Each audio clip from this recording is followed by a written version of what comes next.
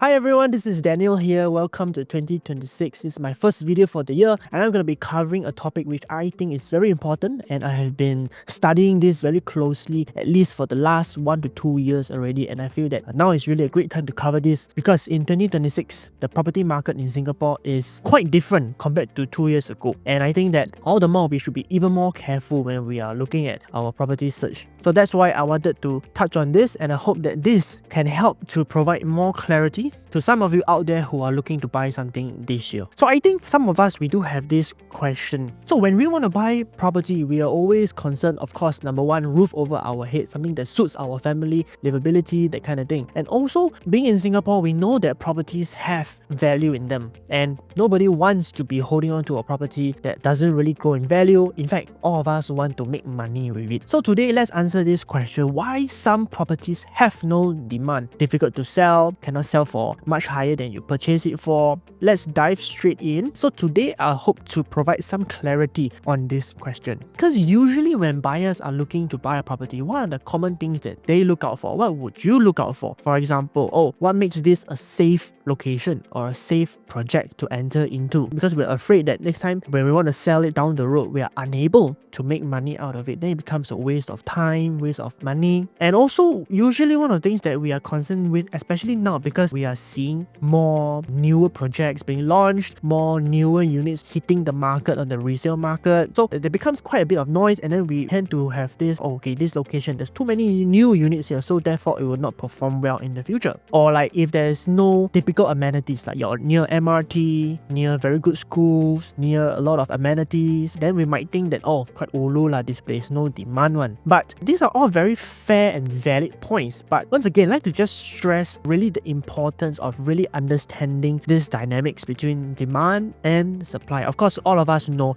that when demand is very good and then when the supply is not so good, then we tend to see the prices climb, and then of course vice versa. But how do we really go and understand what demand is? Because once again, all of us, we know how to say, if it's near MRT, near amenities, near schools, it's going to be good demand. But there isn't really a number, or there isn't really a way of measurement. A lot of us know that, very convenient, near schools, amenities, everything. Yes, theoretically, there's going to be high demand. But is there a better way to measure this demand rather than just leaving it to just some imaginary perception of what this demand is? Because at the end of the day, it's really down to the number of available buyers and sellers. And that's what I hope to be able to give a little bit more clarity on today. And why it's important to understand demand versus supply is so that whatever your situation, whether you are looking to enter a certain location or whether you are someone who already holds a property in a certain location, you will be clearer on whether you want to continue holding, whether you should enter, how long you should plan your holding period for. All of this should be more clear.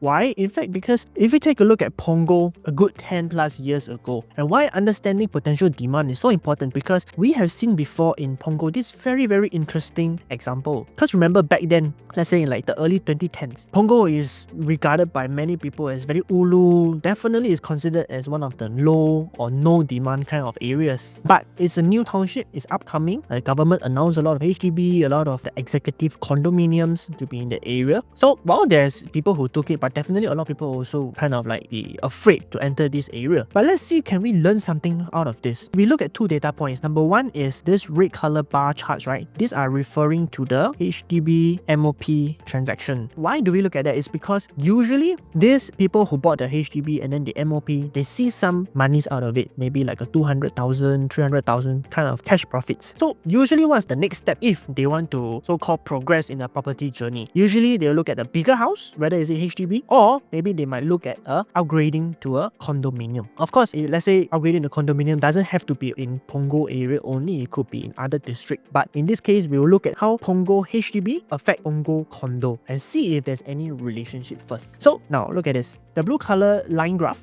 actually refers to condo PSF. So this will give us an indication whether the prices are climbing, staying stable, or going down. Now, let's see the comparison between, because only in 2016 onwards, right, that's really when start to see more of the newer HDB flats hit the market and start to sell in the market. In fact, you can see it's quite a steady increase all the way to 2018. Now, how did the condo PSF behave? So from this, we can see that, and it's actually very logical, because these people, usually the first thing that they will look at probably will be around the same neighborhood that they are familiar with. Sure, they might want to look at other districts as well. Very close by, we have District 19, also quite a lot of choices for them to take a look at. But Punggol will be a very easy and very logical next step for them to consider first. And then of course, if we want to also take a look at what happened later on over here, we're all very familiar with this, the COVID-19 era, right? If we were to fast forward to the COVID time, definitely the data is skewed here because there was a huge shortage of supply, and that causes everything to also rise. So we can't really say the same for that. But the earlier example is a pretty decent 2016 to around 2018. You see the relationship. After that, there was cooling measures. So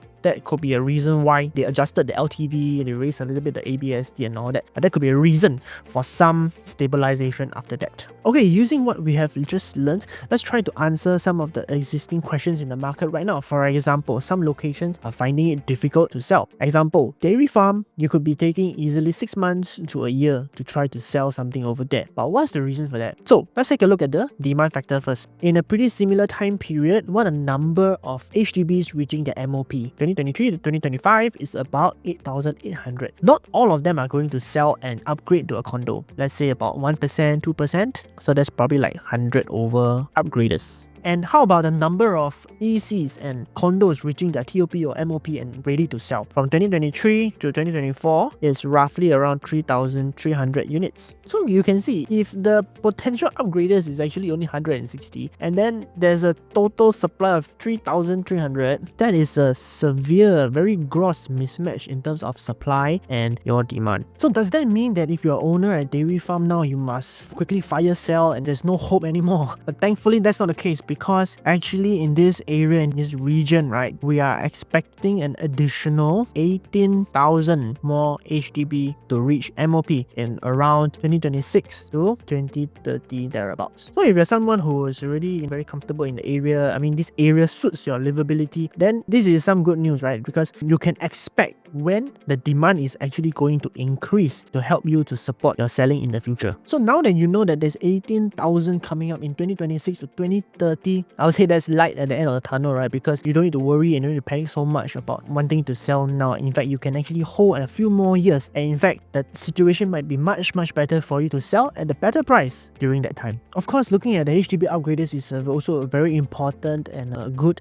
measured way to know where's your demand coming from, but that's not the full picture. Also doesn't apply for every location as well. For an example, very recent one in the Great Wall City area, there's quite a number of launches, right? Got Zion Grand, your Promenade Peak and all that. So the question now is, where are the demand coming from? And most of us, it's very logical to think that yes, the demand is going to come from the immediate surrounding, right? Most notably from a District 3, like your Tiong Bahru, or maybe your Henderson, Dawson, these HDB estates. And yes, some of it really come from there. But you'll be surprised to know that actually a good majority came from District 19. And District 19 consists of Serangoon, Hougang, Kovan, these areas, right? So in fact, we dive deep to really understand the buyer behavior of all of these different locations, different projects, to have a better idea what the buyer profiles, where the demand is coming from. So I hope today's video has provided some clarity to you, and in terms of how you can use it to analyze your next purchase better. And of course, if you need further clarification or you have other questions, please feel free to reach out to me. I'm Daniel. See you in the next video.